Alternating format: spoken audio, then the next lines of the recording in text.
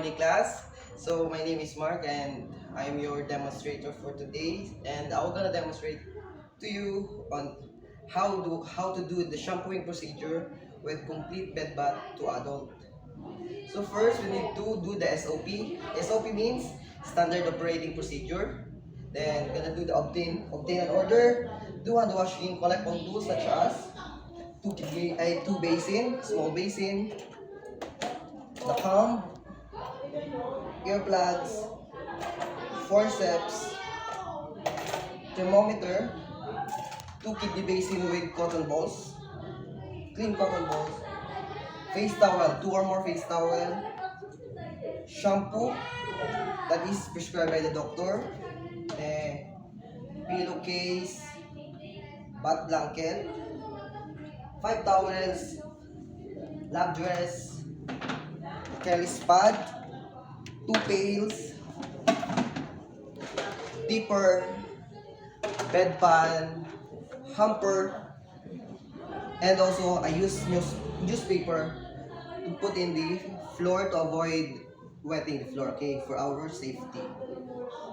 Okay, so after collecting the tools, you need to do hand washing again. So for next procedure, we'll do the knocking 3 times. So, hi Miss Smith, my name is Mark and I am your caregiver for today, and I have an order to give you a shampooing and a complete bed bath. Are you ready, Mrs. Smith? So, okay. So, before that, we need to do first the safety precaution. What is the safety precaution? Turn off the AC, close the door, the window, level the bed, put the hamper at the edge of the bed, and put all tools within your reach. Lock the rails and the wheels and secure the rails. So next, wear gloves na tayo. Then after wearing gloves, we will proceed to the task. So first, we're gonna remove the pillow. So Mrs. Smith, I'm gonna remove your pillow in a count of 3. 1, 2, 3.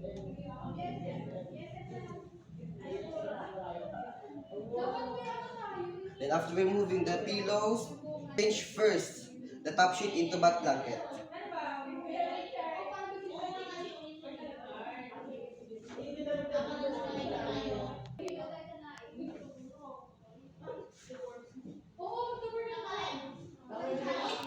Para ano na siya, flat surface.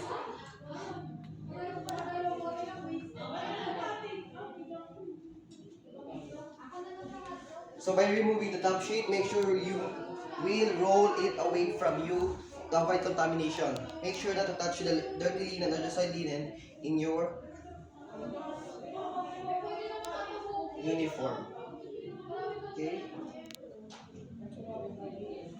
Then put Mrs. Smith in diagonal position. So in a count of 3. 1, 2, 3. Then after that, we're gonna put the inflated Kelly's pad.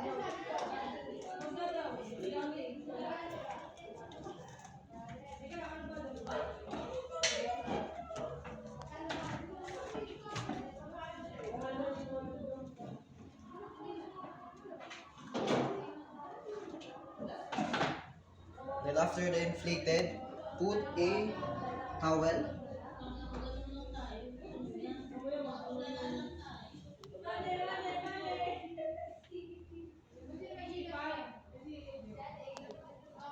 After putting towel, the face towel in the eye to avoid eye irritation. So next is check the head. Check the head. If you see anything that there is maybe a redness or a rashes, you can put it and do records and report after the procedure. So next, massage the scalp. We need to comb the hair to remove tangle. So may yan, soft lang. Then after that, gonna put the earplugs. So yon. Rinse the hair with the clean water. Then put shampoo. shampoo that prescribed by the doctor. Then massage the scalp, soft massage. Then rinse well. After rinse well, we're gonna pat it dry. Pat it dry. Then remove it all together with the earplugs. So after that, we're gonna put Mrs. Smith in an original position. In a count of 3. 1, 2, 3. We will now clean first the eye using the cotton balls.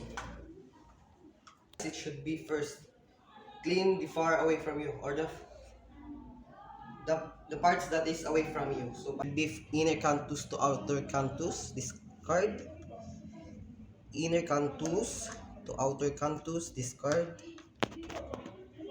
Inner canthus to outer canthus, discard. Inner canthus to outer canthus, discard. Then after cleaning the eye, we're gonna clean. So by cleaning the face, it should be an S-stroke. So soak, rinse, and wring. Do hand-knitted technique like this. So from the forehead,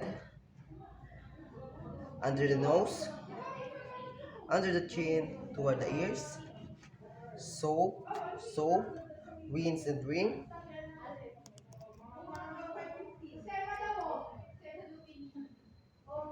Inverted S-stroke.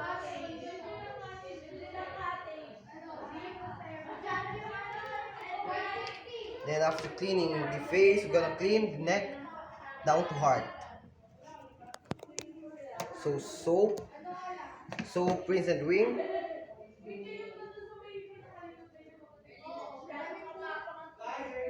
One, two, soap, rinse and wring.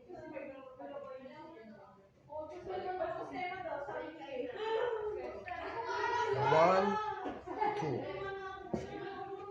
So after cleaning the neck up down to heart, you're gonna put Mrs. Smith in a side lying position for cleaning the back. Put first Mrs. Smith in a side lying position. So cross arm, arms up. Or if Mrs. Smith requested to put a pillow, pwede natin siya lagyan ng pillow. Then cross legs. So in the count of 3, put Mrs. Smith in a side lying position. 1, 2, 3. Make sure pag sinide-lying natin siya, in reality, secure natin yung rails dito. Tataas natin siya and let Mrs. Smith hold the rails. Okay? So we're gonna remove first the dress at the back.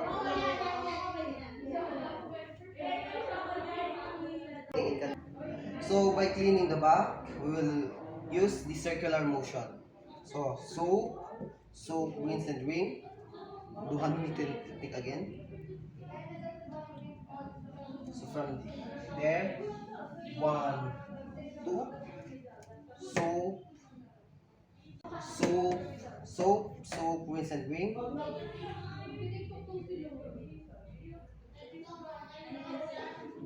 And this, 1, 2. So after that, we're gonna start removing the dress. So by removing the lap dress of the patient, it should be first the unaffected area. So remove it.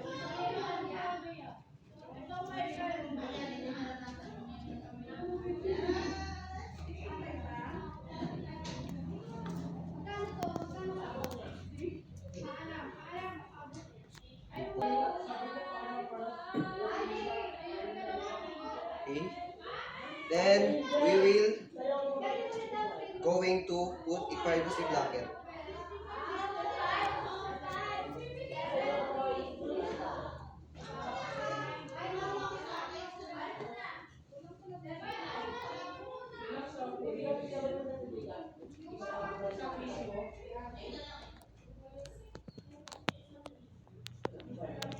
Okay, put Mrs. Smith again in supine position, count of 3.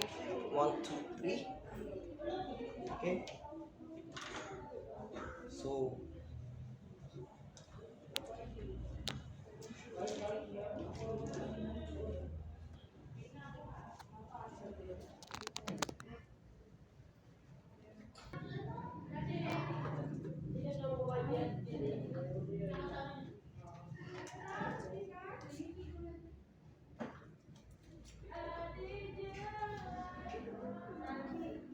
okay.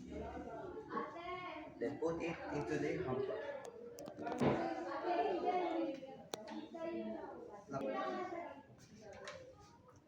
So next is we're going to clean the breast using the C-stroke. So yun yung gagawin, okay? So let's remove. I'm gonna show it to you. Okay, like this. Soap, rinse and ring, do miter.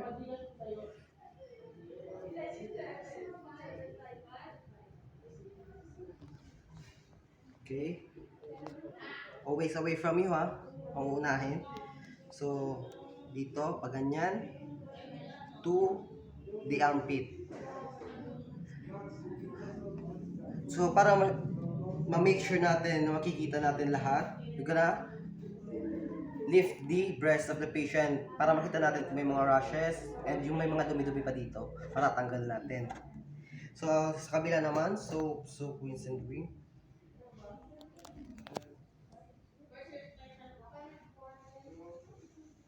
Same lang ang gagawin natin. Papaliktad. So, check din kung may rashes or may, yung mga dumpa. So, after that, gonna clean the abdomen to the lower the belly using circular motion. So, rinse and ring, do miter, always do the miter.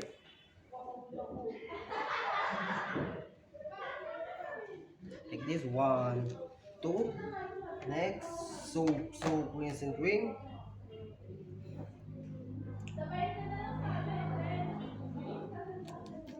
One, two.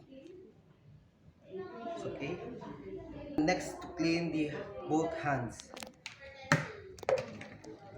So, let's put a towel. So, I'm gonna show you only this part. Because the same lang naman ang gagawin natin dun sa part na yun. So, okay. Lagay natin.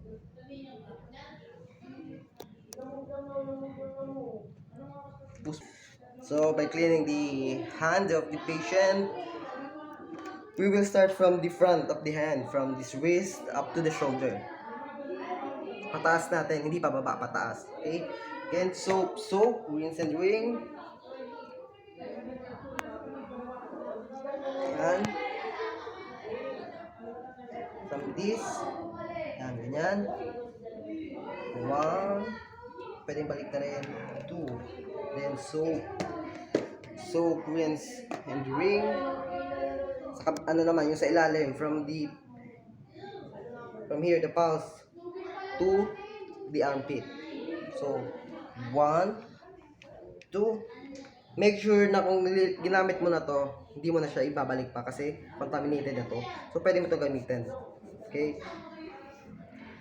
So, after cleaning the arm, we will clean the hand. So, by cleaning the hand, mamassage natin siya. And check for the nails. If needed, do the nail care. So, after nyan, ito-throw natin tong maduming tubig. Then, change with clean water. Then, let the patient play the water for a couple of minutes para ma-ease nila yung yung comfort, para maginhawaan sila. So, yun. So, after nun, pat it dry. Pat it dry. Yan. So, di ba nalinisan na natin kunwari yung both? We'll now proceed to the legs. To the feet, legs to feet of the patient. So, hilahin lang natin to. In a count of 3. Yan. 1, 2, 3. Then put legs.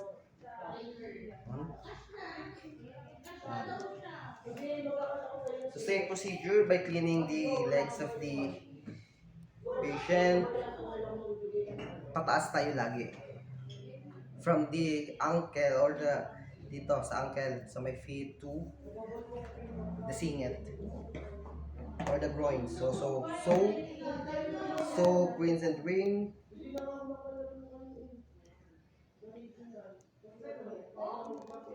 So clean. One. Soap, rinse and ring. Two. Yan. Soap, rinse and ring.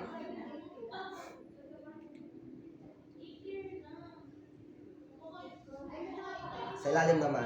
Two, singit. One. Soap, rinse and ring.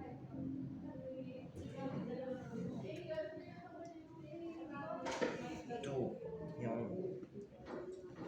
So same procedure sa kabila, ganun din ang gagawin natin. So after natin malinisan, we will clean the foot of the patient. So same din, massage. Nakaganyan, massage. Check if the nails is needed to do a foot care.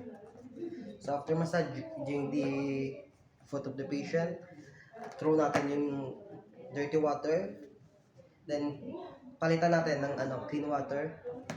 Then let the patient play the water to make Mrs. Smith comfortable and feel ease. Okay. So after that, pat it dry. So yun, pat it dry.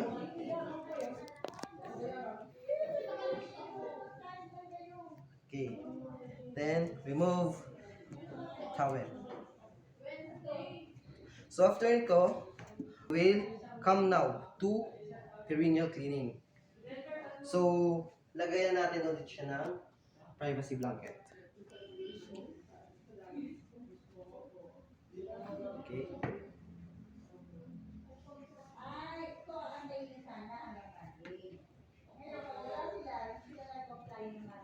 Okay.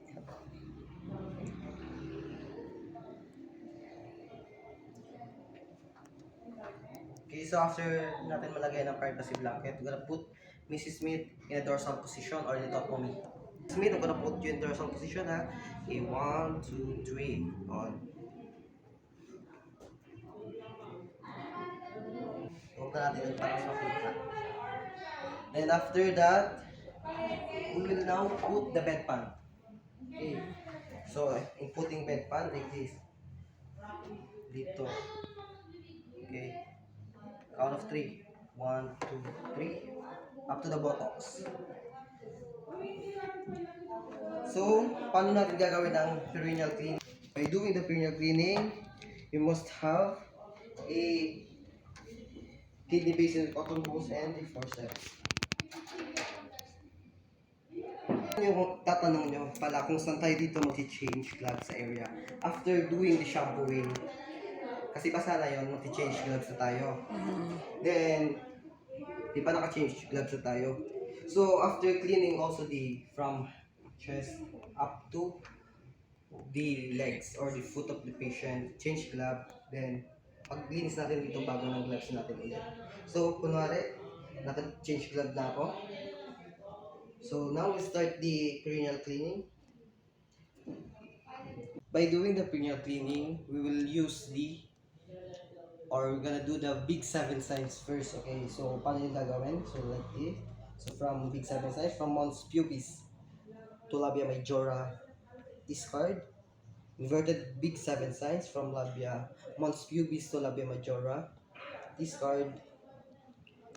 And small bigs is a small, the small 7 sign from labia minora, discard. And inverted small 7 signs from labia minora, discard. And next is the clitoris here, and 2 clitoris to urethra, discard. Urethra to vagina, discard. And clitoris to anus, discard. So after nun, i-clean natin, i-rinse na natin. So rinse. rinse well, then pat it dry. So that's how we do the perineal cleaning. Okay? So next is, we remove na natin yung bedpan. Because we're gonna do the Botox cleaning. Okay? So, count of 3. Okay. 1, 2, 3. Okay? Pahinga muna natin siya. So, yan. Ayusin natin. So, sideline natin si Mrs. Smith. Cross arm. Arms up. Cross legs. Dito ka. So, in a count of 3, 1, 2, 3, Mrs. Smith, gonna put you again in sideline position. In a count of 3, 1, 2, 3. Okay? So, yan. So, this is the procedure in cleaning the Botox. Okay? So, paano? Get ulit natin to. Soak, rinse, sinasabi rinse, wring, puga. Okay? Then do hand knitted technique. So by cleaning the buttocks, it's always from cleanliest to dirtiest. So away from you. So dito. So circular motion. 1, 2. Okay? So soak, rinse and wring.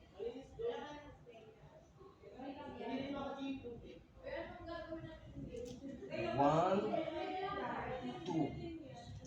So pagkalinis natin, pat it dry. Then dito na tayo magsisimula paglagay ng damit. So by dressing the patient or by dressing Mrs. Smith, kung yung pagtanggal natin by undressing, inuuna natin yung unaffected. Pag mag-dress naman tayo, dressing up, we need to do first the affected area. Okay? So, ganun.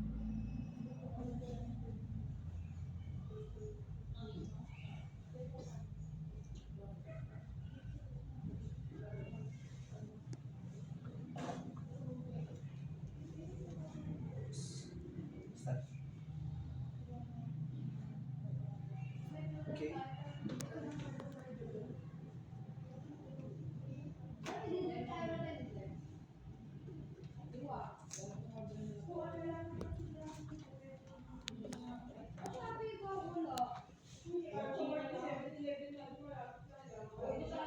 Hindi masasaktan yung patient pag reality. Kasi may ano siya, may IV. So, ganun. So, after mong maano, kasi mag-isa lang ako, away from you. Yan.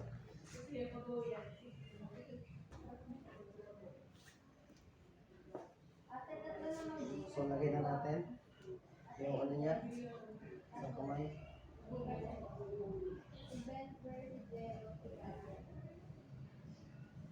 Pamamaya na. So, gawin muna natin is, ano natin, siksik natin para makuha natin kung saan ko natin. Pag mag-isa ganito gagawin natin. So, yun. So, pag nalagay na natin, siksik natin siya dito para pagkuha doon mas mabilis. So, pagka ano, yan, bilis na siya. Then, tie na natin yung damit. Yan, tie. Para di na tayo pumunta doon sa posisyon na yun. So, para yung mas mabilis. Then, yan, tali na. Then, put na natin si Mrs. Smith in the original position. In a count of 3. Okay, Mrs. Smith, 1, 2, 3. 1, 2, 3. You send. Okay.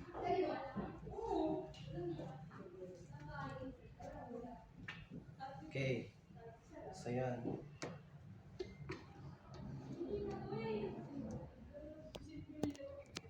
Okay, secure the rails. And then after nyan,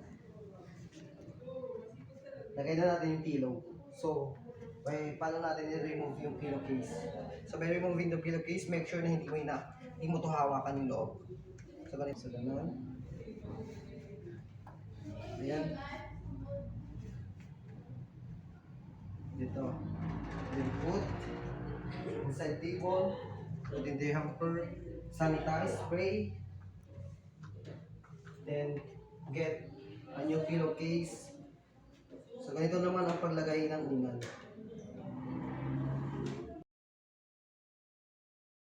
Nakabaliktad siya, no? So, get natin. So, yun.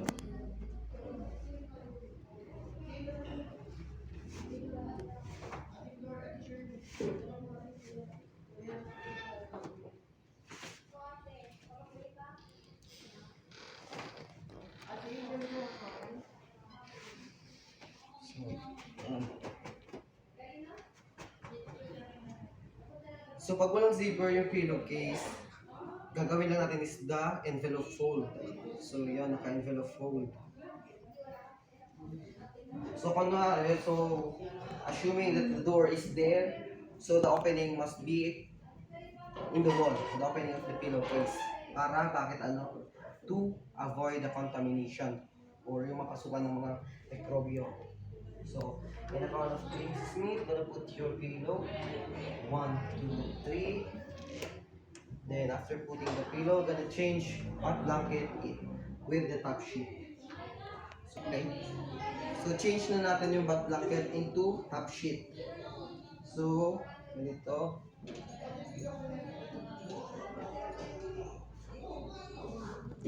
Dito, umbok. Kasi dito tayo mamiter. So, gano'n.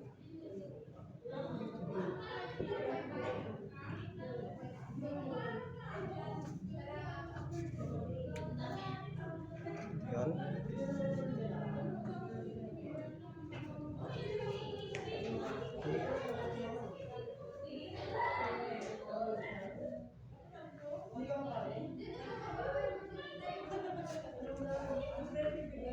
Remove the butt blanket. Again, roll it away from you.